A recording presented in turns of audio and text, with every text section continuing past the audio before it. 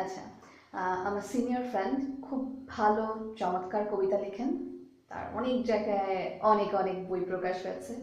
আমি আসলে এত আপডেট রাখা হয় না।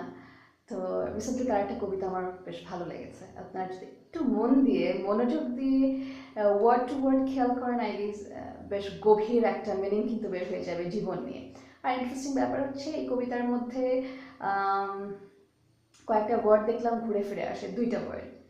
একটা হচ্ছে, একটা ফার্স্ট ওয়ার্ড হচ্ছে একটি, সেকেন্ড ওয়ার্ড হচ্ছে দীর্ঘশ্বাস। সো কবিতার পুরো জিস দাঁড়ায় হচ্ছে একটি দীর্ঘশ্বাস।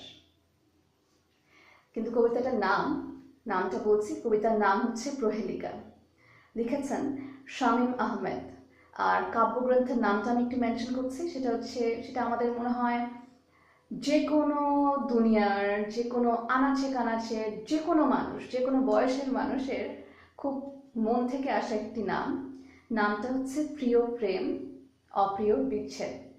এটাই হচ্ছে কাব্যগ্রন্থের নাম, বেশ ক্যাচি অ্যান্ড ইন্টারেস্টিং। যাই হোক, কথা না বাড়াই, আমি ট্রেডিশনাল ওয়েতে কবিতা আবৃত্তি করতে পারি না, নর্মালিও ইনফ্যাক্ট পারি না, জাস্ট অন রিকোয়েস্ট, এই জন্য ধুমধুম করে রিডিং পড়ে যাচ্ছি। কোনো ভুল থাকলে সবাই ক্ষমা সুন্দর দৃষ্টিতে দেখবেন। আর those who are very concern about my makeup, I have just got back from show, তো ভাবলাম সাজুগুজু অবস্থায় একটু সুন্দর সুন্দর থাকা অবস্থাতেই ভিডিওটা করি, যেহেতু আমার করতেই হবে। এই তো শুরু করছি। ওকে, প্রহেলিকা, লিখেছেন শামীম আহমেদ। একটি গভীর দীর্ঘশ্বাস জমে জমে বরফ হয়ে যায়।